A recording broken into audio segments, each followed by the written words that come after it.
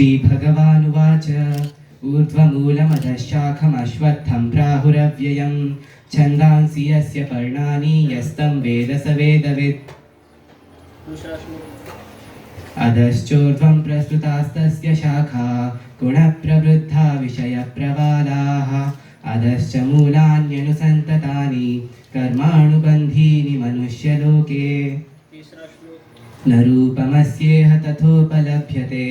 नान्तो न चादिर्न च सम्प्रतिष्ठा अश्वत्थमेनं सुविरूढमूलम् असङ्गशस्त्रेण दृढेन छित्त्वा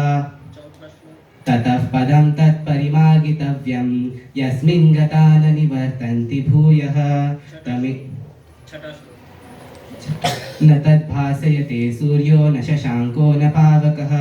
यद्गत्वा न निवर्तन्ते तद्धाम परमं मम अहं वैश्वानरो भूत्वा प्राणिनां देहमाश्रितः प्राणापानसमायुक्तः पचाम्यन्नं चतुर्विधम् उत्तमः पुरुषस्त्वन्यः परमात्मेत्युदारुतः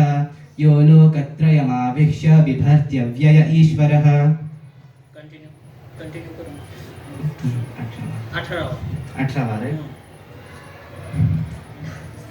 यस्माक्षरमतीतोऽहमक्षरादपि चोत्तमः अतोऽस्मि लोके वेदे च प्रथितः पुरुषोत्तमः यो मामेवमसम्मूढो जानाति पुरुषोत्तमं स सर्वविद् भजति मां सर्वभावेन भारत इति गुह्यतमं शास्त्रमिदमुक्तं मया नघ एतद्बुद्ध्वा बुद्धिमान् स्यात् कृतकृत्यश्च भारत। ॐ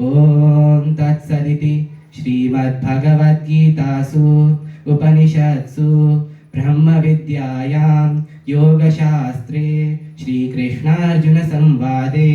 पुरुषोत्तमयोगो नाम 15 अध्यायः।